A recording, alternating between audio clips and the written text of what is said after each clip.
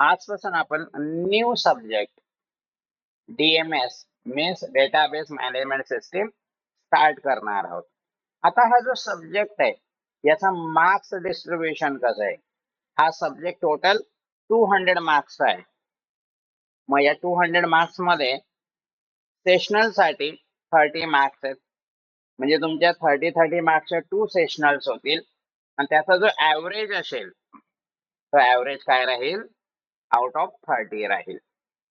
त्यानंतर theory paper होईल, final theory paper सेमिस्टरचा paper होईल 70 मार्क्सचा. असा हा टोटल 100 मार्क्सचा सब्जेक्ट आहे, थेरी प्लस सेशनल. त्यात तुम्हाला पासिंग साठी 40 मार्क्स कव्हर करायचे, कंबाईन पासिंग येतं. त्यानंतर या सब्जेक्टचा प्रॅक्टिकल आहे जे 50 मार्क्स साठी आहे, वेटेज फार जास्त आहे. सोबतच या सब्जेक्टचं एक्सटर्नल प्रॅक्टिकल आहे जे 25 मार्क्स साठी आहे आणि सोबतच SLA सेल्फ लर्निंग असेसमेंट जे 25 मार्क्स साठी आहे. असा हा सब्जेक्ट टोटल 200 मार्क्स साठी आहे.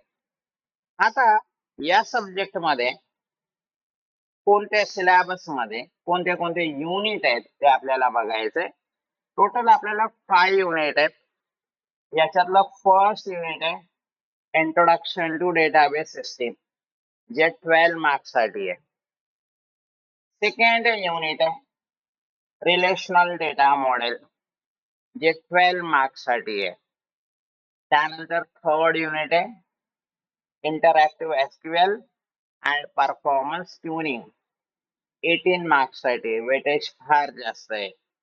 फोर्थ युनिट आहे PL SQL programming, again 18 marks साठी आहे, अगेन वेटेज जास्त आहे. आणि लास्ट युनिट आहे डेटाबेस ऍडमिनिस्ट्रेशन जे 10 मार्क्स साठी आहे. असा टोटल 70 मार्क्सचा थेरी पेपर आहे किंवा 70 मार्क्सचा सिलेबस आहे. आता हा सब्जेक्ट कसा आहे तर लक्षात घ्या, या सब्जेक्ट मध्ये थेरी प्लस एक्झाम्पल. त्याला एक्झाम्पल म्हणजे त्याला इथं SQL क्वेरीज म्हणतात, त्याच्यावर एक्झाम्पल राहणार आहेत.